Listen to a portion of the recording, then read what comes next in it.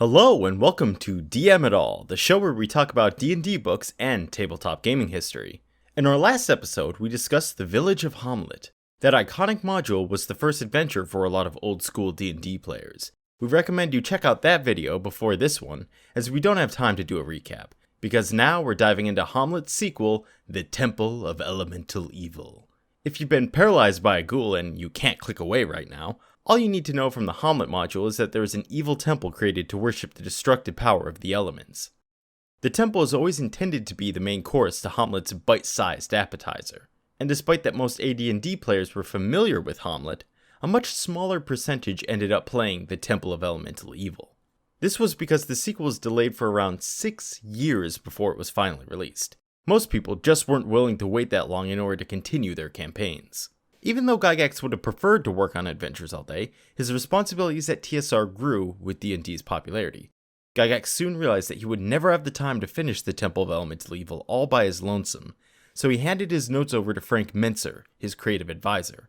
Mentzer at this point had already worked on numerous modules for the RPGA, aka the Role Playing Games Association.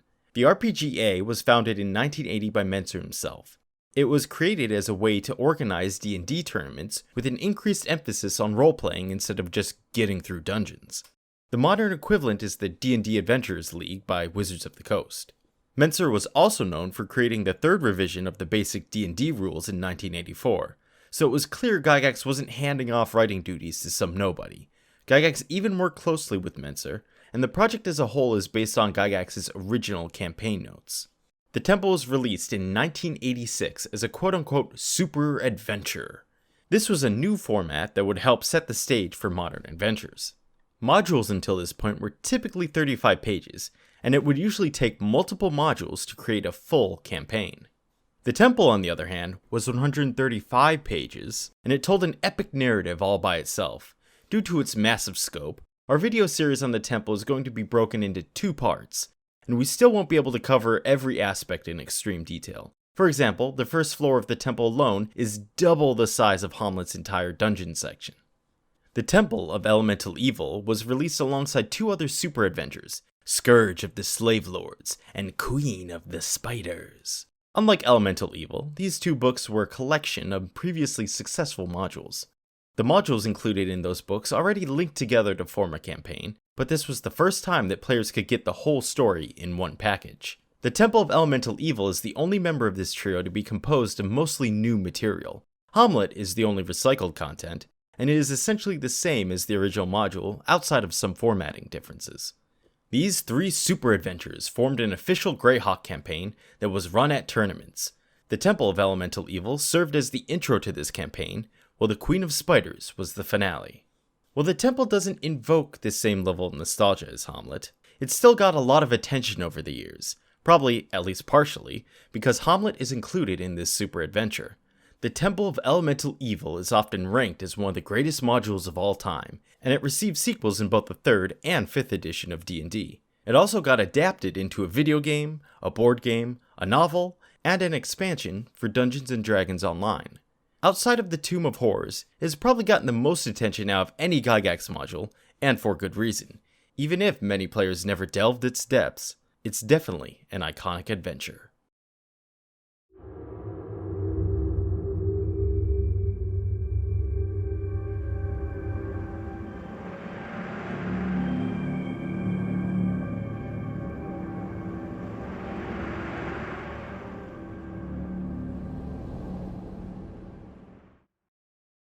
As always, this walkthrough will have spoilers for the module. If you want to avoid them, then you should actually skip this video entirely.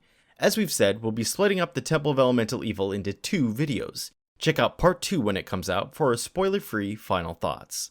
As we venture forth into the Temple of Elemental Evil, it's important to note the differences in writing styles between the Temple and Hommlet. Nowadays, it's common for adventures to include scripted text for the DM to read out loud. It helps set the stage, as well as establish mood.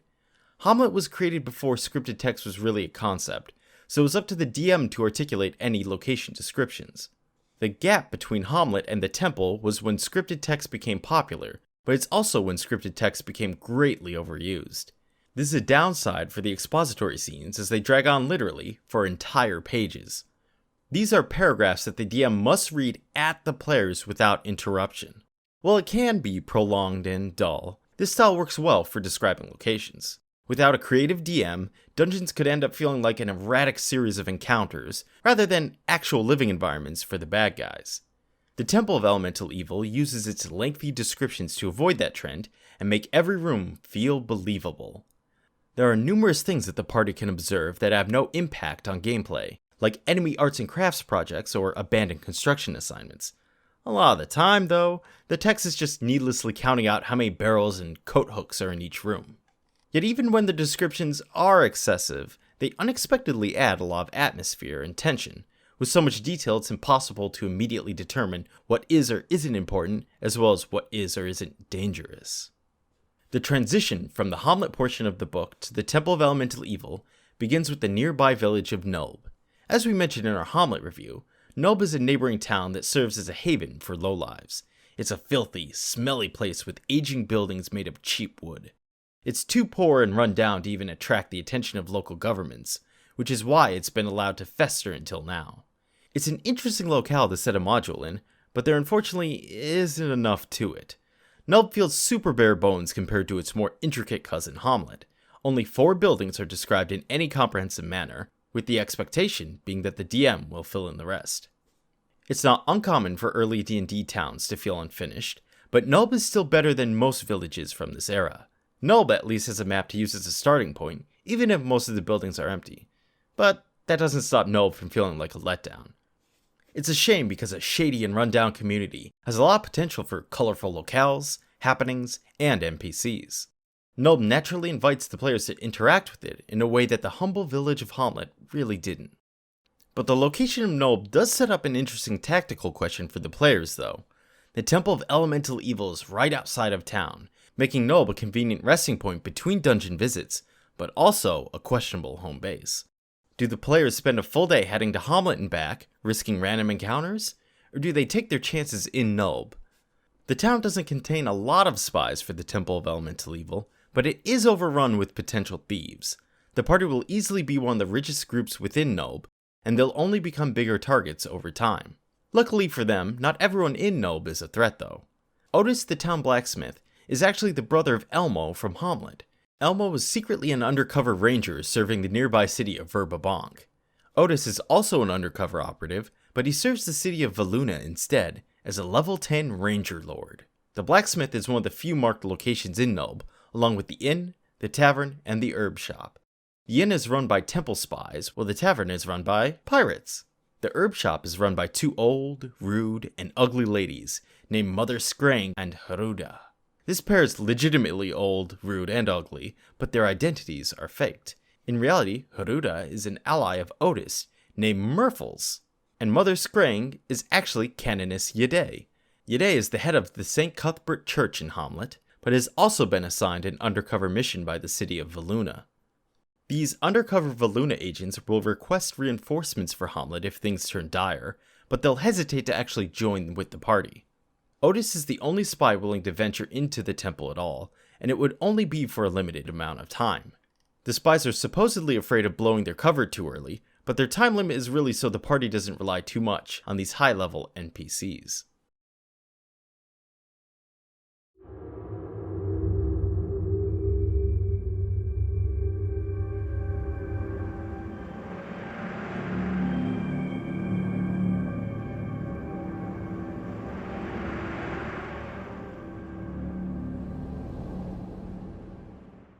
After the party has seen everything Nulb has to offer, they can finally move on to the Temple of Elemental Evil.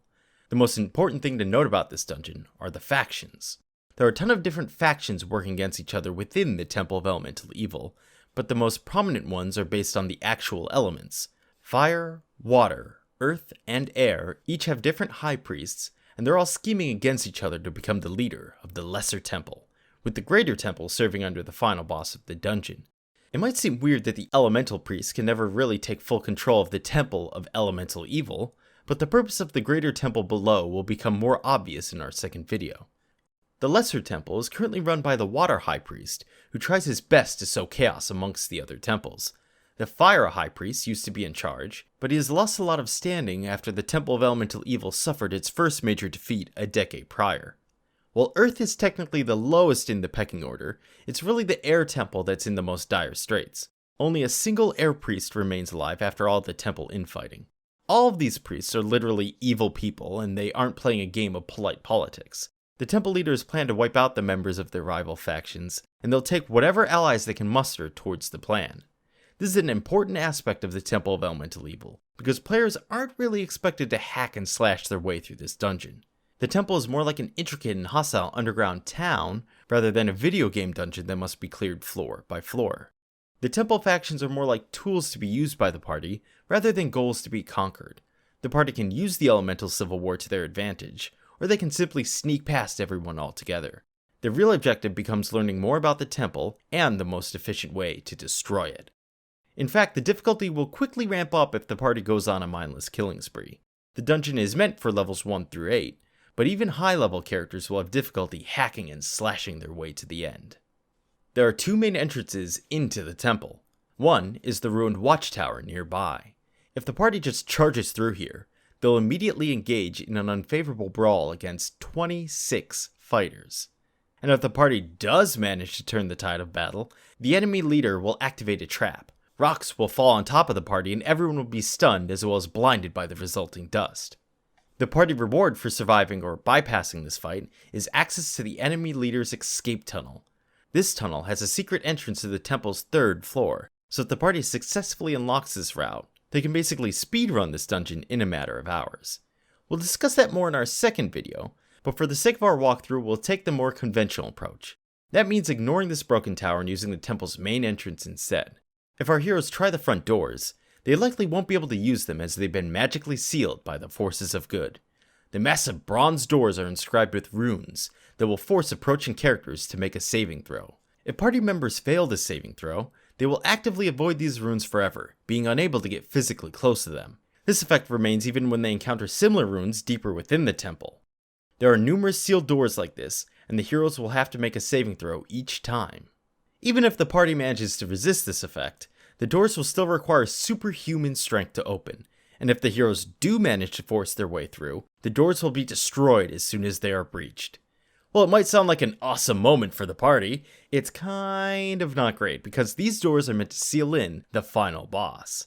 If the party goes on to destroy the 3 other seals, they will accidentally release the evil out into the world.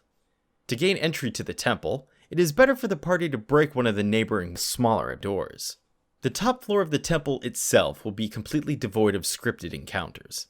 While there are random battles, they mostly occur at night if the party risks camping out and sleeping here. Aside from that, this chapel area is mostly here to build atmosphere. In the dim quiet, the party will find several altars that were clearly used for torture and ritual sacrifice. The wall art glorify these and other horrific acts that the temple forces have committed. A throne made of basalt sits all the way in the back of the temple, resting on different colored tiles.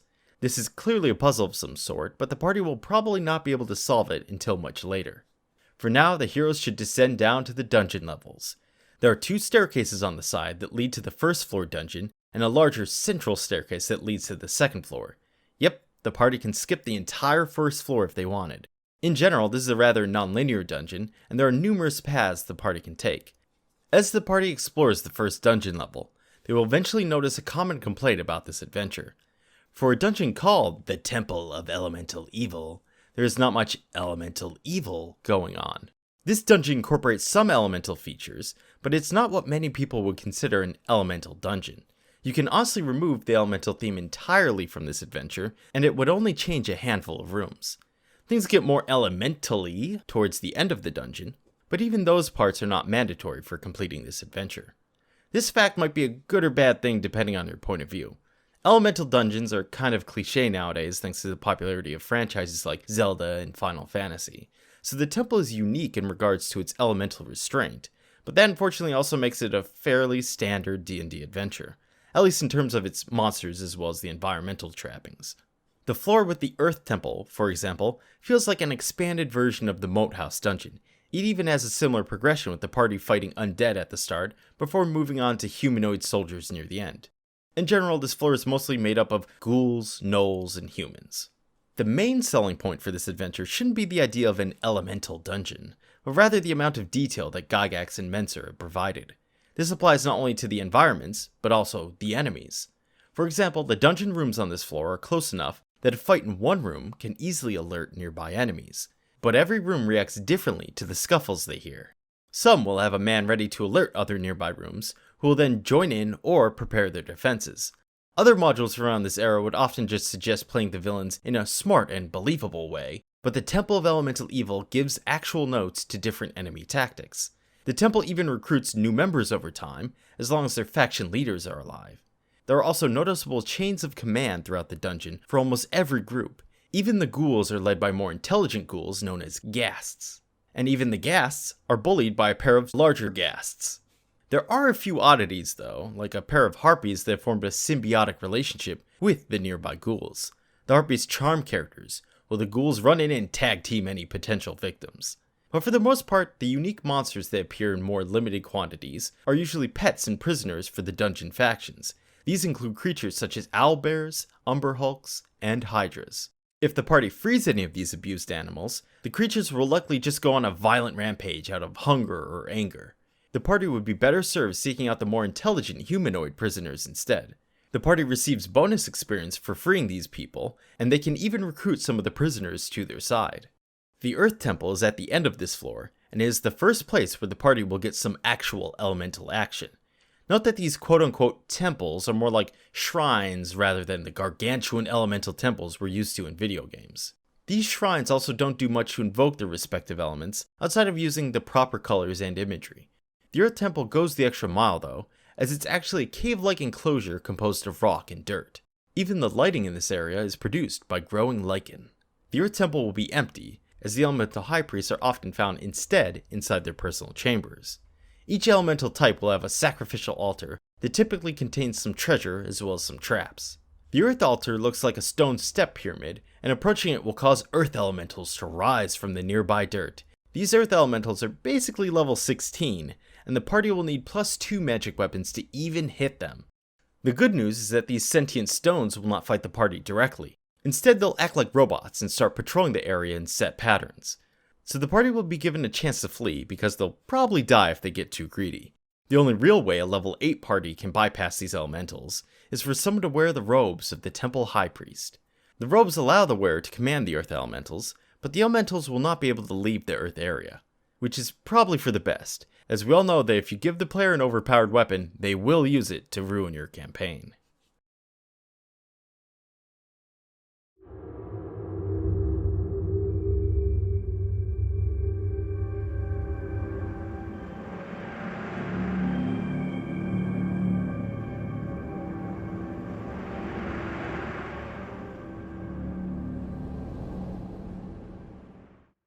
The second floor contains the fire, air, and water temples. Yeah, Earth is the lowest in the hierarchy, but it's the only temple to get a floor all to itself. The upside is that this floor is more lavish compared to the previous one. In general, the rooms only get more ornate as the party heads deeper into the dungeon. Besides the fancy surroundings, this floor also has the advantage of being patrolled by much beefier opponents, such as trolls and bugbears. Since trolls are such strong characters in D&D, all the temples are fighting for their allegiance. The troll chieftain has no loyalty to any temple, and he'll even join the party if they seem formidable enough. But like most evil allies, the troll will turn on the heroes as soon as they show any weakness. The chieftain also has limited authority over the trolls, since they've all been wooed away by the different temple factions. It's probably a better idea for the party to win over the bugbear chieftain instead. Bugbears are not as strong as trolls, but they're much more unified. The party can recruit almost all the bugbears on this floor, if they provide enough coin to their chieftain. This is the floor that lives up to the concept of elemental evil the most, but it's mainly due to the amount of elemental temples here, as well as the various traps within them. The fire temple will emit a booming voice for any visitors who approach the altar in an incorrect manner. The voice will likely alert the nearby priests and initiate combat. Near the altar is a fire pit with magical flames that are almost impossible to extinguish. Once the fire is gone, the party will still need to spend some time sifting through the coals. They will be rewarded for their efforts, though, when they find a magical locked box. Inside the box, the players will find a +3 frost brand, but reaching for it will activate a magical scythe trap. This trap will immediately cut off any hands reaching for the sword, and it will likely destroy the sword itself. Ah, good old Gygax. The air temple is less sadistic, but more straight up deadly. If the player disturbs the extremely valuable braziers on the air altar, the braziers will begin to spew out smoke. If the heroes avoid choking to death after 10 rounds, they will then be teleported to the air elemental plane. This is a dimension suitable only for air elementals, so the party will inevitably die due to the heavy winds and debris. As bad as that sounds, the water temple is the most brutal of all the temples, as well as the most weird. The design of the temple itself is very unique, as the rooms are filled with floating green lights. They invoke an underwater feel without adding an obnoxious underwater section. The temple altar features a pool filled with various offerings from cultists. The party will also notice a strange statue to the south that looks like a writhing mass of underwater creatures. This statue is actually a juggernaut in disguise, and it will attack anyone who tampers with the nearby offerings. If you've watched our previous reviews, you might remember the juggernaut as an unstoppable steamroller. This is the first time the juggernaut has stats, so that players can fight it instead of just wiping to an unbeatable death trap. While juggernauts are usually portrayed as constructs, this one is actually a variation on the mimic. The mimic being the creature that pretends to be a treasure chest in order to attack unsuspecting adventurers. The juggernaut therefore can shapeshift its body to attack with eel heads, crab pincers, and octopus tentacles. Like the classic juggernaut, this creature can also steamroll characters and deal a crushing amount of damage. The good news is that it takes a while for the juggernaut to start rolling, and it has a limited movement speed in the first few rounds of combat. It also has a difficult time making turns. The juggernaut is not the only strange thing in this room, as there are also gargoyles guarding some nearby columns. These gargoyles are not real gargoyles, but are instead zombies wearing magical cloaks. These cloaks will eventually make the wearer convinced they are a real gargoyle, and any party member who puts one on turns into a gargoyle for all intents and purposes. They will be played by the DM, who then decides whether the character flies off or attacks his former friends. The only way to free a character wearing the cloak is to basically kill them, which is pretty obnoxious considering that characters can accidentally destroy the cloaks when the zombies are still wearing them. Anyway, the water temple continues a bit further into the next room. Once inside, the party will see a large pool of water in the center of the floor. A fish-like humanoid is chained within the pool, and it will telepathically call out to the party for help. He will then warn the heroes about a mosaic on a nearby wall. This mosaic depicts the mythical octopus-like monster known as the Kraken, and it serves as an alarm system of sorts. If any intruder breaches the chamber, the Kraken will materialize and attack them. At least, this is the story according to the humanoid. He will insist the party rush to free him, as he is the only one who can stop the Kraken. In reality, the Kraken story is a lie, and the fishman is an illusion. This creature mentally contacting the party is actually the pool of water itself. The creature is not made of literal water, but is something closer to a gelatinous ooze, mainly in that it eats by dissolving creatures with its acidic body. This monster is incredibly intelligent, and it will start mind-controlling party members if they are hesitant to play along. The characters will then jump into the pool and slowly be digested. Since this monster is nearly pure liquid, it's almost impossible to damage it. The party will need water-based spells like Lower Water and Purify Water to kill the creature, which makes it a clever, yet extremely deadly boss fight. If the party does some exploring on this floor, they can come across some other weird rooms. First, there is the garbage room, in case you're wondering how a dungeon disposes of its trash. The dungeon's waste actually gets eaten by an wtiiwarcraft, a large creature that looks like a big mouth with legs and tentacles attached. These monsters literally enjoy eating feces, so they're right at home here. The party can also come across a room with marble white floors and a cloudy mirror on the wall.